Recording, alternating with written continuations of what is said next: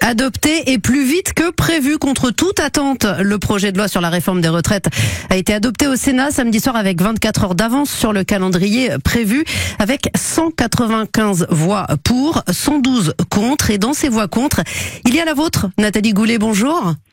Oui, bonjour. Sénatrice de l'Orne, vous êtes en ligne avec nous ce matin. Alors pourquoi est-ce que vous avez voté contre ce projet de loi ?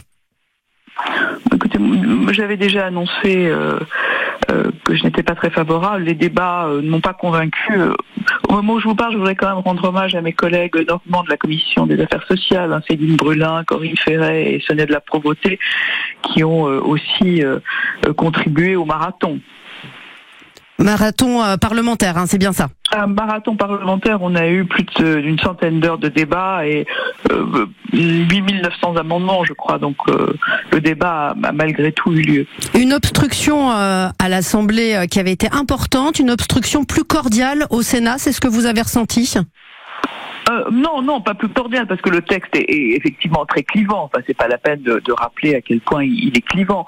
Mais jusqu'à vendredi, l'opposition était extrêmement ferme, mais les débats ont pu avoir lieu jusqu'à l'article 9 d'une façon allongée, avec quand même des procédures dilatoires et retardataires. Mais enfin, on a quand même eu le débat jusqu'à l'article 9.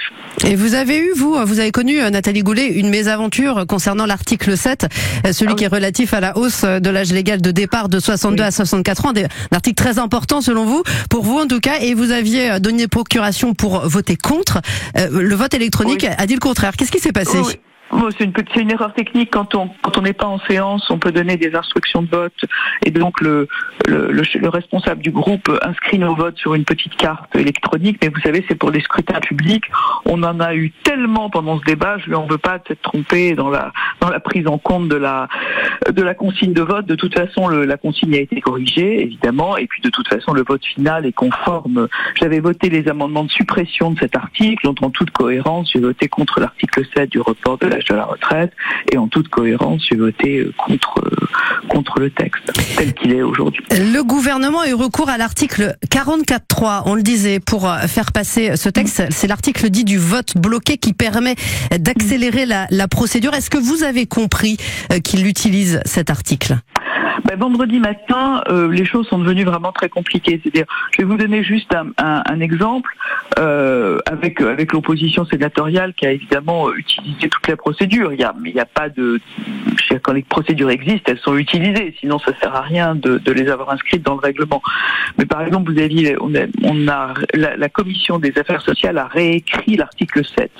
Donc, en réécrivant l'article, tous les amendements de l'article 7 sont tombés. Et donc, dans la nuit, l'opposition sénatoriale a déposé 5800 amendements sur le nouvel article, enfin sous-amendement. Bon.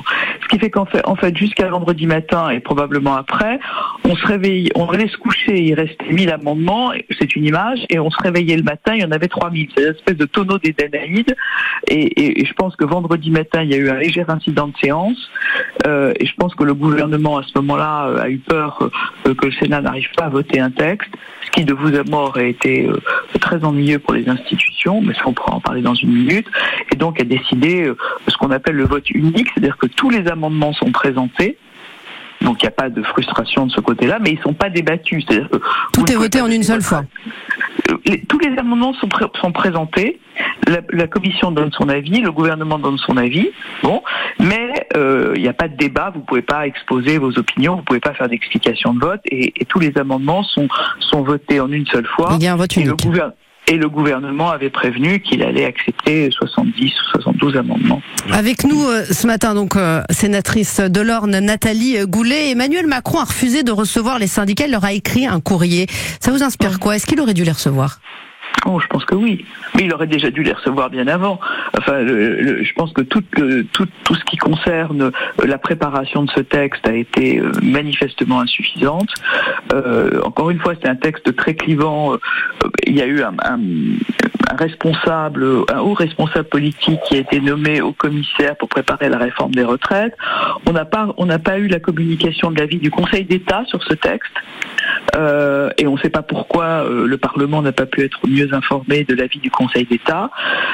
On a eu quand même des irritants, de nombreux irritants sur le texte, et même si chacun peut comprendre qu'on a besoin d'une réforme pour des questions financières, les modalités de cette réforme peuvent être discutées.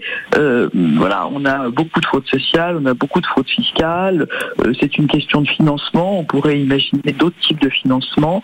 Voilà, donc il y a eu beaucoup d'irritants avant, il y a eu beaucoup d'irritants pendant, sur un texte particulièrement clivant qui aurait nécessité beaucoup plus de dialogue social. Merci beaucoup à Nathalie Goulet, sénatrice de l'Orne, avec nous en direct ce matin pour évoquer le passage et le vote par le Sénat de ce projet de réforme des retraites qui arrive donc, qui retourne à l'Assemblée mercredi, commission mixte paritaire avec 7 députés, 7 sénateurs qui vont tenter de tomber d'accord sur ce texte, et puis le texte sera soumis au vote jeudi. Merci beaucoup, bonne journée.